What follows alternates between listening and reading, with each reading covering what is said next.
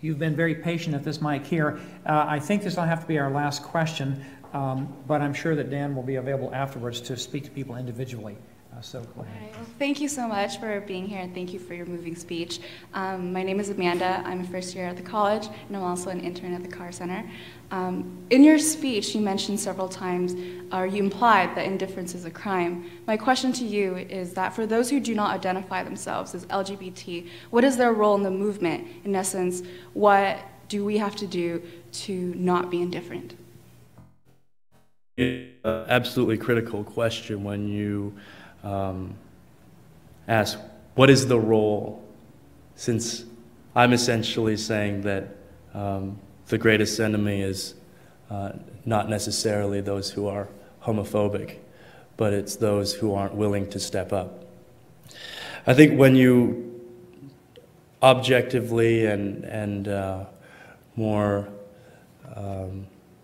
tangibly take a look at what is possible for any kind of ally. It's the same advice that I give to any kind of gay or transgender youth that asks the same thing, what can we do? And I am not going to stand up here and tell you that there's one particular route that you can contribute. Obviously, if you're in a position of power, it is your responsibility to push legislation. It is obviously your responsibility to create awareness, increase awareness with the platform that you have. The fact of the matter is, every single person has a certain talent and a certain skill set. And for me to say that everybody needs to lobby their congressman, I realize that even though this is Harvard University, there are some people here who are just really bad at lobbying their congressman. And they might be good at other things. Yeah, they might be good at music. They might be good at art. They might be good at Facebook or Twitter. You know, so it's not for me to tell you exactly the route, how to be an ally or how to be an activist or how to stand up. Everybody knows what they're good at. And I think one of the larger problems of our movement is that we create this idea that there's only one way that you can get involved. The fact of the matter is, when you look at the National Equality March that happened in October, it was the first march that was solely created on a national level, marching on Washington, that didn't use professional media consultants and national advertising, didn't have an extravagant budget under $100,000, and majority of that was just to pay for the porta potties. We used Twitter, we used Facebook, we had Equality Idol, people sang songs and they made music videos. And if I were to say the only way that you can affect change, the only way that you can be an ally is for you to call your congressman, and for you to do it this way, I think is shortchanging not only the individual that you talk to, but the movement overall. And one thing that we learned from all of this is that we have nothing to lose, young people who are just starting out asking, what can we do? You have nothing to lose. How much does it cost to start a Facebook group that says straight people for gay rights? How much does it cost to tweet some things about your views? How much does it cost to stand up in your fraternity and say, this is my lesbian friend, this is my gay friend? How much does it cost? You have nothing to lose. And for anybody to say that you need to do it in a certain way and it costs a certain amount of money, I think is not only selling the movement short, but it's selling themselves short to think that there's only one way of doing things. So I hope we can all find out what we are all good at. Proof is, 2 years ago, as an Army officer, just got back from Iraq, I don't think anybody, if they looked at my resume, would say, this guy is going to be a gay activist. Thank you very much.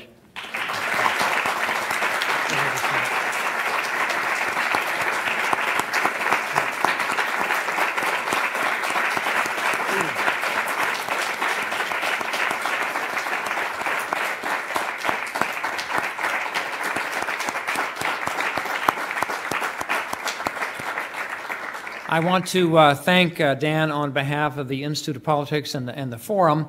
And I also want to mention that although you've been a little bit disdainful of this year's study period that the DoD has engaged in, they have reached out to the Carr Center for Human Rights, and we're assisting in a small way with that.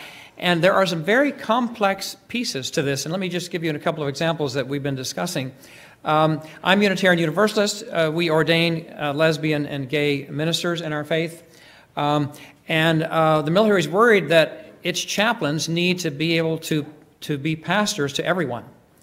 And what if you have a Southern Baptist, and there are many, one say conservative Christian pastors in the military, doesn't want to be pastor to a gay or lesbian. They may have to resign from the military if they can't actually provide pastoral services to a gay or lesbian soldier. So the military is trying to look at all of those kinds of issues. In every country where the U.S. military is, we have a status of forces agreement. And the status of forces agreement looks at local laws versus American laws and how those will be adjudicated. And so it may be against the law to be gay in Iraq. I don't know, but if you're off base with your boyfriend or girlfriend in the military and are gay or lesbian and display some affection, in some countries you could very well be arrested and put in jail. And how does the U.S. military protect its men and women in uniform from local laws that are contrary to the laws that are made on the base? And do you have to kind of be one way on the base and then suddenly go into hiding as you go off the base? So the DoD is engaged in this. I think it's a very serious exploration of many, many complex issues that, when the law is changed, that will ripple down throughout the military. And they're trying to understand these, trying to anticipate them, I think. And I have no doubt it will happen. It may not happen as rapidly as you would like it to happen, but I think it will happen. I want to thank you for your leadership. I haven't saluted anyone in 40 years since I refused to fly 40 years ago, but I want to salute you, Dan, and thank you for what you've done.